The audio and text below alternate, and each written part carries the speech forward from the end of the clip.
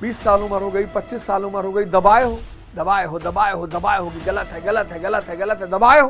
तुम्हारे अंदर इतना डिप्रेशन भरा हुआ है और जब तुम उसमें हिंसा देख रहे हो, इतनी ललक है अंदर, इतनी बोले जा रहे हो, bug bug bug bug bug bug bug bug बोले जा रहे हो। हम पैदा होते हैं, हमको सिर्फ बाहर भागना सिखाया जाता है।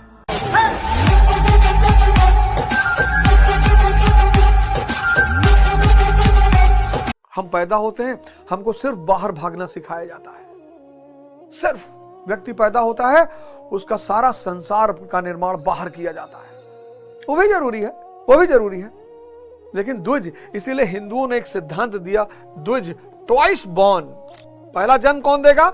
मां देगा, मां देगी पहला जन्म। फिर तुम बाहर जाओगे, शिक्षा अर्जित करोगे, धन कमाओगे, सारे आश्रम में आओगे। हिंदुओं ने क्या क्रांतिकारी चीजें दी, ब्रह्मचर्य, शिक्षा, गृहस्थ, संसार, लेकिन आश्रम की तरह वहां भी साधना करनी है।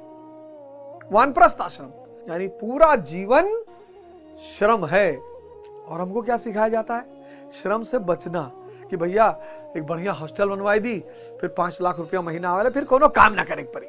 सब इसी फिराक में है साहब, कि भैया ये कह दी, भैया चाटू बस खरीदवाई दी सोची थे, और फिर 20-25 लाख रुपया आवे लगी, फिर मौज कह के बैठा वो खाब ना बैठ पाई। वो जीवन की प्रक्रिया ही ऐसी है। सुने ना, एक क्लास में मैं पढ़ाता हूं, 50, 100, 200, 400, 500 बच्चे बैठे होते हैं। सब मेरी एक लाइन को 500 प्रकार से सुनते हैं, 500 प्रकार से। क्यों?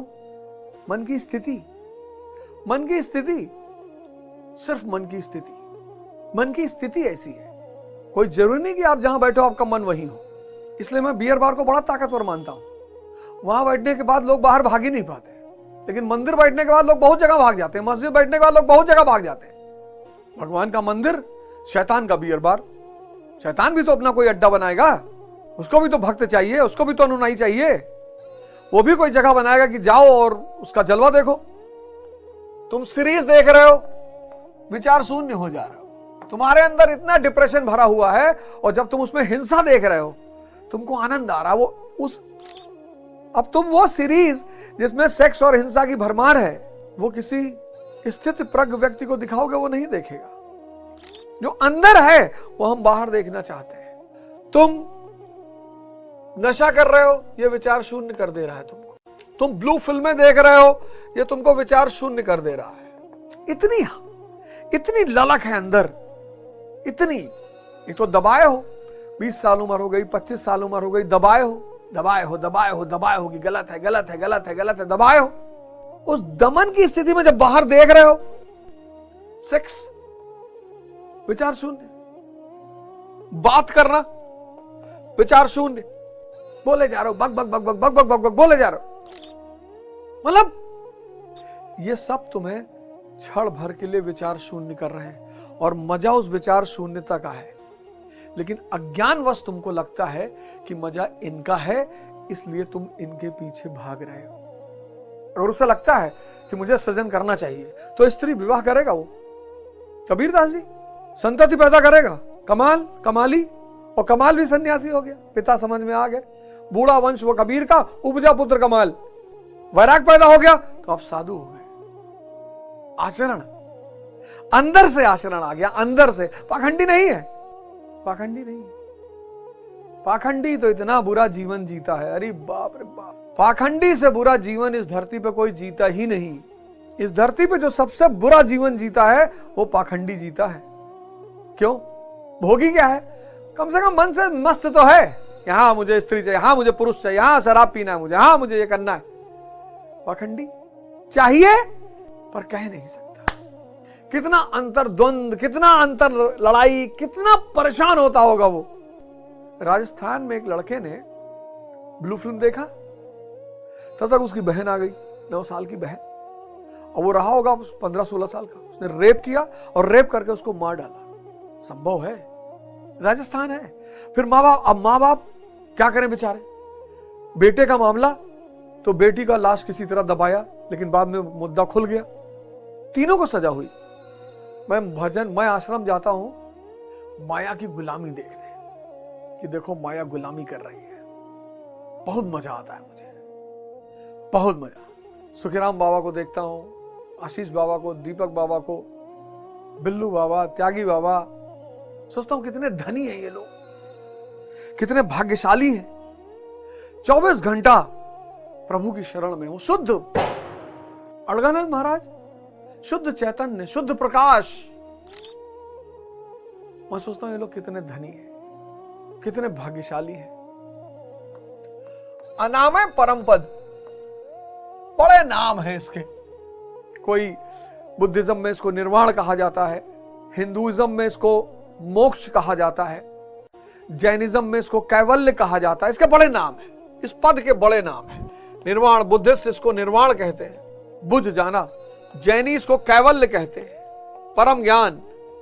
हिंदू इसको मोक्ष कहते हैं, इत्यादि इत्यादि इत्यादि। माया का कोई जवाब नहीं।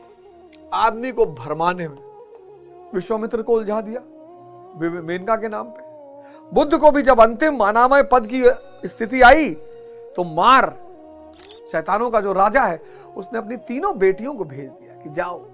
माया छोड़ती नहीं है, अंतिम तक कोशिश करती है, अंतिम तक।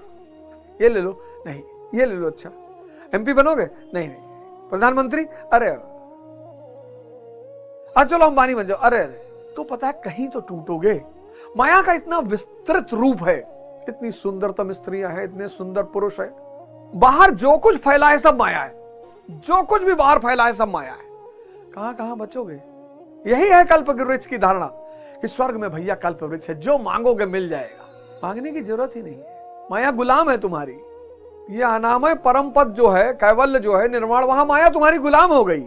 Yes sir, yes sir, sir sir sir sir sir sir sir sir sir. तुमने कहा यार हवाई जहाज से जाना है हमारे, सर सर मंगाते सर। गुरु महाराज को देखो, माया गुलाम है। तुम्हें नहीं दिखाई पड़ता होगा, पर मैं आश्रम जाता हूं, पता है क्यों? मजा देखने के लिए कि माया देखो गुलामी कर रही है महाराज की। BMW, मर्सिडीज, इतना बड़ा महल, भोजन, लेकिन वो भजन करना नहीं छोड़ते। 24 घंटा भजन में रहते हैं, 24 घंटा। ध्यान शुरू करोगे, जुगनू रूपी समझ पैदा होगी। वो जुगनू रूपी समझ दिया बनेगी, वो दिया रूपी समझ तारा बनेगी, और तारा रूपी समझ सूर्य बन जाएगा, और जीवन में प्रकाश के सिवा कुछ नहीं बचेगा। क्यों? एक बार विचार शून्यता पैदा हो गई, बस वही अमृत। अमृत कोई पीने वाली चीज नहीं है। वो जो कहा जाता है ना कि स्वर्ग में कल्प वृक्ष है, जो मांगोगे मिल जाएगा। बिल्कुल, जब माया आपकी गुलाम बन गई, आप सोच के देखो कितनी बढ़िया बात है। जब माया आपकी गुलाम बन गई तो और आप उसे भोगना चाहते नहीं हो, जरूरत पे कोई चीज आप जरूरत है तो माया तुरंत आ जाएगी। गुलाम है ना। गुरु महाराज आज तक भजन करते हैं, क्या जरूरत है? गुरु महाराज आज तक भजन करते हैं, आज तक। आप बताओ क्या जरूरत है? अब क्या जरूरत है? माया गुलाम हो चुकी है। लेकिन कर्म इंसान की नियति है, साधना इंसान की नियति, करना ही पड़ेगा। नहीं बचोगे चाचा, नहीं मिलता सबको। समझ में ही नहीं आता, समझ में ही नहीं आता। और कहीं ना कहीं माया फंसा लेती। माया महाठगनी हम जानी।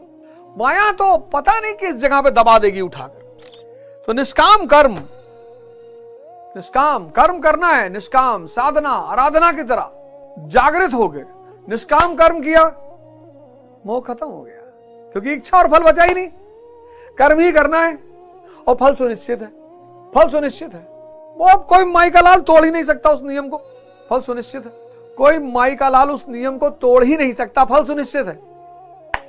मोह खत्म, लगाव टूटा माया से, लगाव टूटा, वैराग्य पैदा हो गया। वैरागी कौन? जो माया का भोग नहीं करेगा, उपयोग। क्या कहे? क्या फिर से? माया का भोग नहीं करेगा, उपयोग। इस 9 वर्ष में हम सब ये प्रण लें, प्रण, कि हम धर्म के रास्ते पर चलेंगे। हम सब, हम श्रीमद् भागवत गीता पढ़ेंगे, हम कुरान पढ़ेंगे, हम बाइबल पढ़ेंगे, हम आदि ग्रंथ पढ़ेंगे, हम धम्मपद पढ़ेंगे,